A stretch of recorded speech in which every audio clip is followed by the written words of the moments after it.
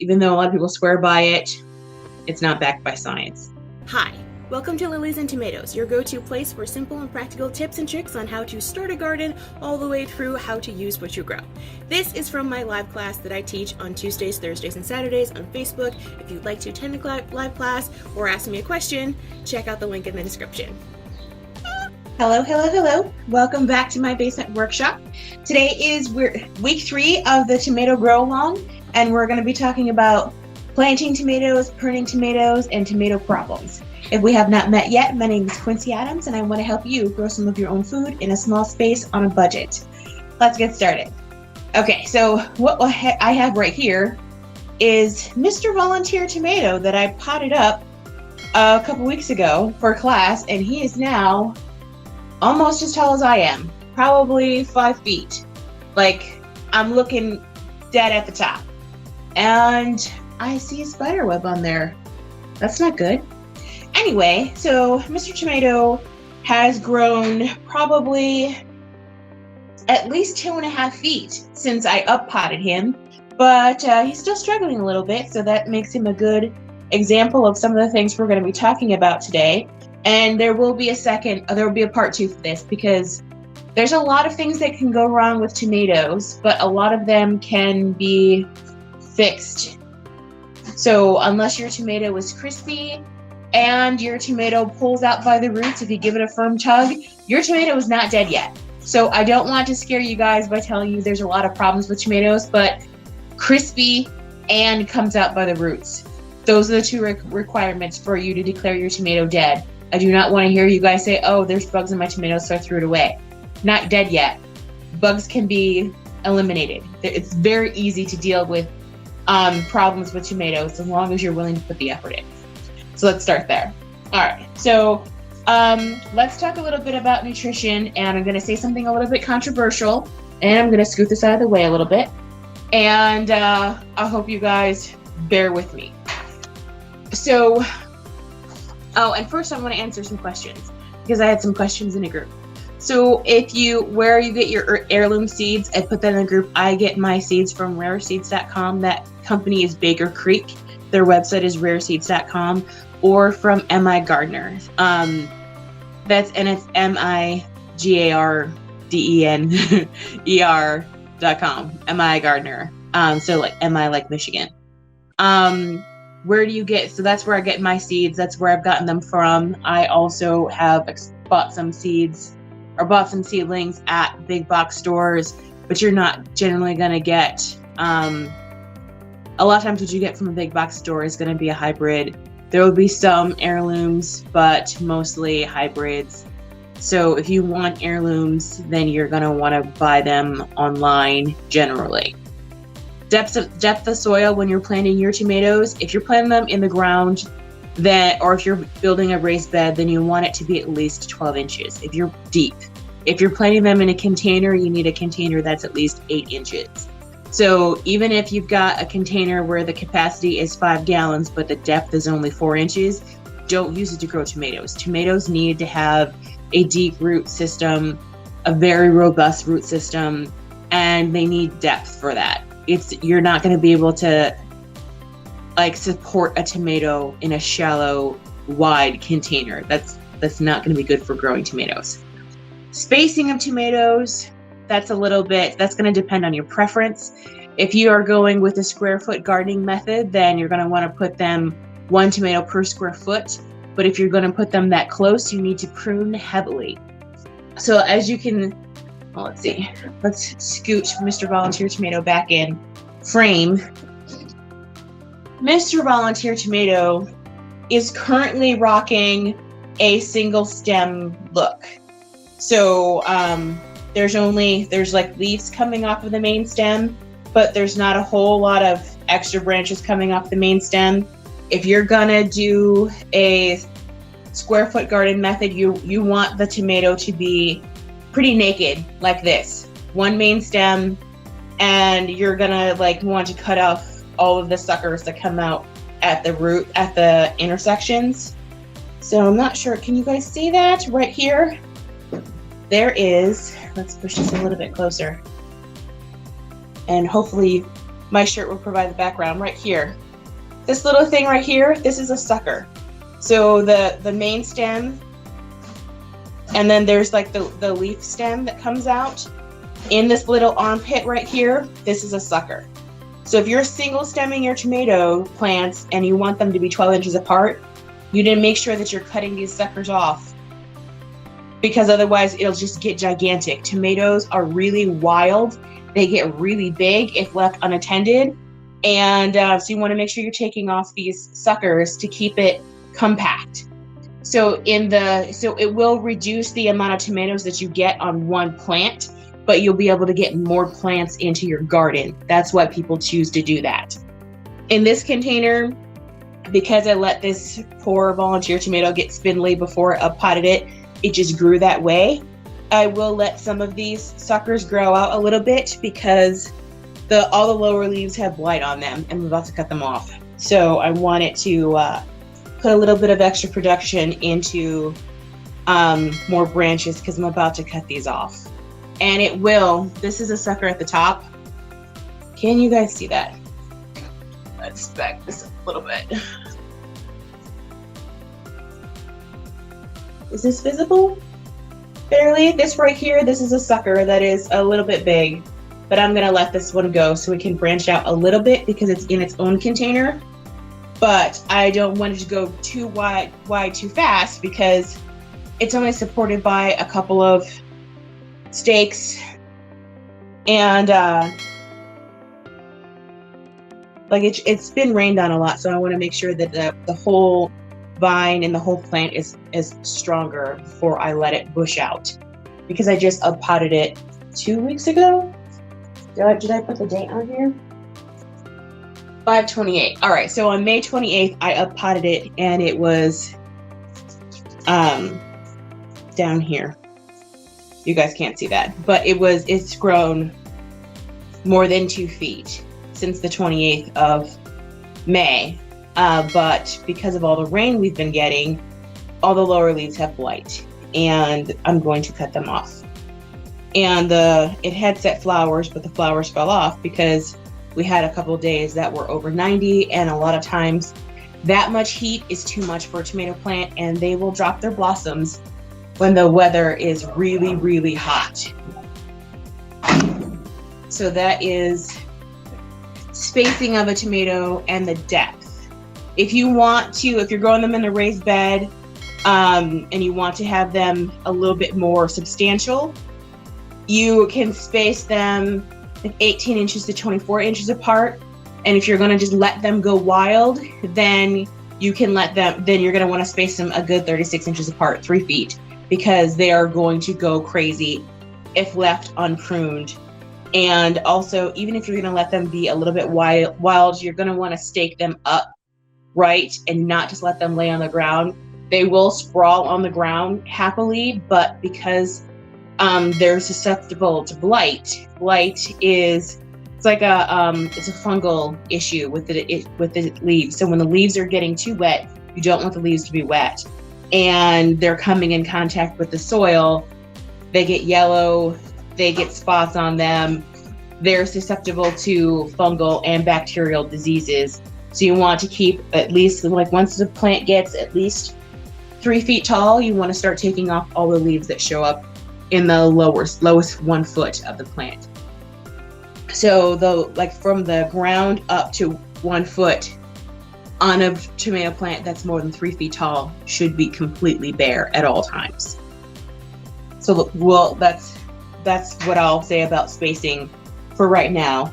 Now let's get into the nutrition that the plant needs. The plant needs calcium to set fruit. It needs magnesium to germinate and to set fruit.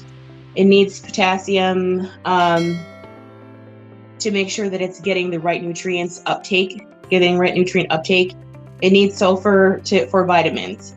Now, one common issue that happens with tomatoes is called blossom end rot. I don't have any tomatoes that have blossom end rot. That's actually why I give them the nutrition that I give them, to prevent it.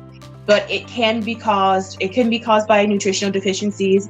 It also can be caused by irregular watering. So if you get a week of really hard rain like we've had, and the tomato gets too much water, then it's not going to get the right nutrients the uptake of nutrients is not going to be balanced, and it's going to hurt the plant and it's going to hurt the fruit.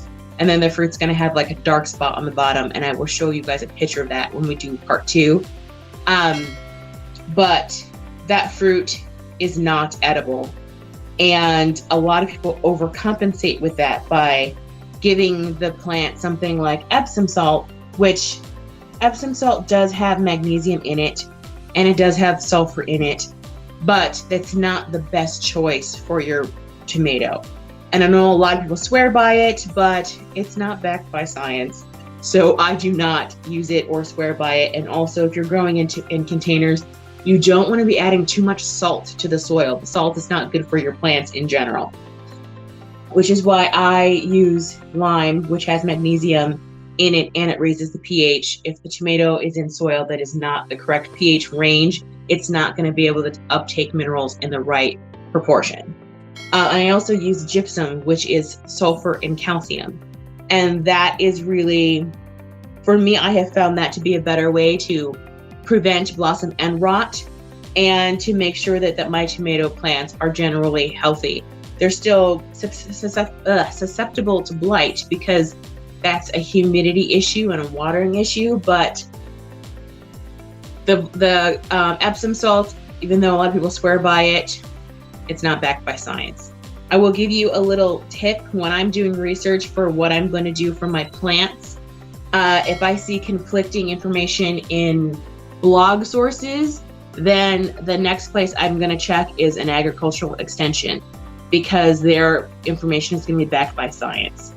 And I checked several agricultural extensions today, and they say Epsom salt is a myth, and it's not something that you should be giving to your tomatoes. There will be some anecdotal evidence that shows that it's helpful, but in the long run, that's not the right way to go. It's not the best way to go. And generally, I want to make sure that I'm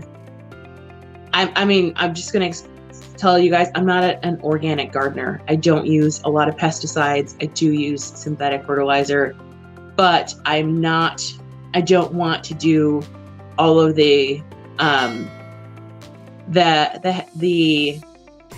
let's just say there's things that organic gardeners do that take up a lot of time and energy and effort, and I don't think they're a good use of resources. So they can not use chemical fertilizers and not use chemical pesticides. And I want to be able to spend as little time as possible maintaining my garden so I can sit out in my garden and enjoy it without having everything be work. So my solution for that when it comes to tomatoes is to add lime and gypsum to the soil when I plant them. I give them commercial pelletized fertilizer because it works. I did a test with organic pelletized fertilizer last year, and I didn't get any better results. The results were worse. So I went back to my synthetic fertilizer and I called it a day because I want to maximize my food production while also minimizing the amount of effort that it takes to keep my plants alive. That's just my personal take on it. That's why I do not recommend Epsom salt. It's not backed by science. So I always default to, is this scientifically necessary when it comes to my garden? Because I want to get the biggest bang for my buck, and I want to spend as little time as possible maintaining your plants, and tomatoes are high maintenance plants. If you want a super low maintenance garden, you can throw some tomato plant seedlings out or seeds, let them sprawl on the ground. They're gonna get blight, but the tomato plants will keep on growing because tomatoes are really, really hardy plants. They're really hard to kill. Even if the whole thing wilts, if it's covered in bugs, there's a good chance you're still going to get good tomatoes from it. I will tell you guys, the first tomatoes that I planted, I was on active duty. So I planted them in my earth boxes, and then we got underway and I left the plants for 2 months. And when I came back, the plants were crispy, but there were still red tomatoes on them. So I just set up the earth boxes and I left them for 2 months. And when I came back, tomatoes were still on the plants. The plants look horrible, but the tomatoes were still okay because tomatoes are really hard to kill. So even though they have a little bit of extra maintenance, they're really hard to kill. Don't give up on your tomatoes. That's why they're such a great thing to grow. They're really, really hardy plants. Okay, so that's my rant on Epsom soil.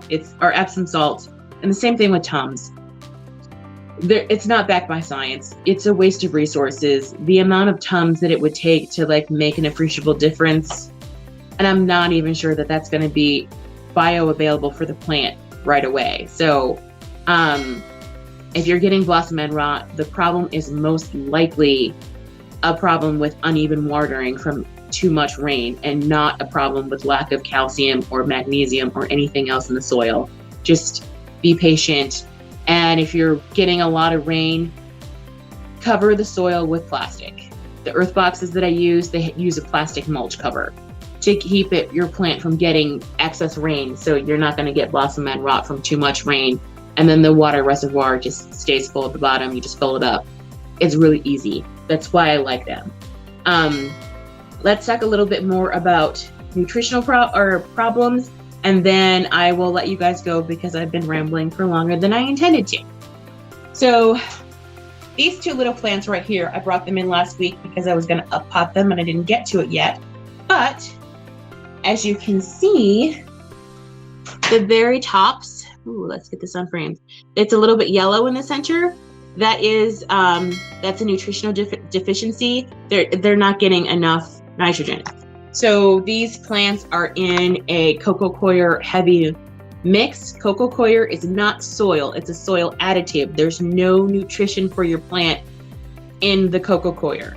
So when your seeds, if you're starting seeds in coco coir, then there's gonna come a time when the seedling runs out of the fuel that was in the seed, and it needs nutrition from the soil or soil additive, and there's no nutrition in the soil, which is why these need to be up potted.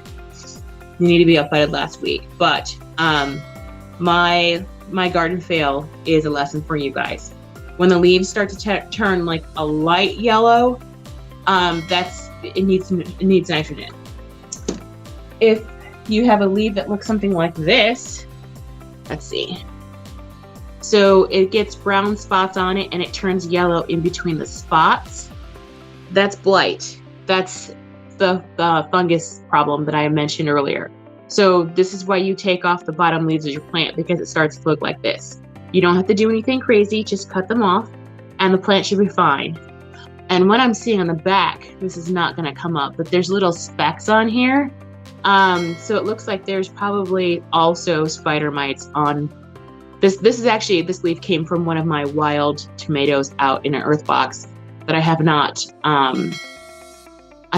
staked it up. It's still laying across the earth box. But so this is going to get sprayed with some insecticidal soap that I will make out of Castile soap, and I will show you what that looks like real quick.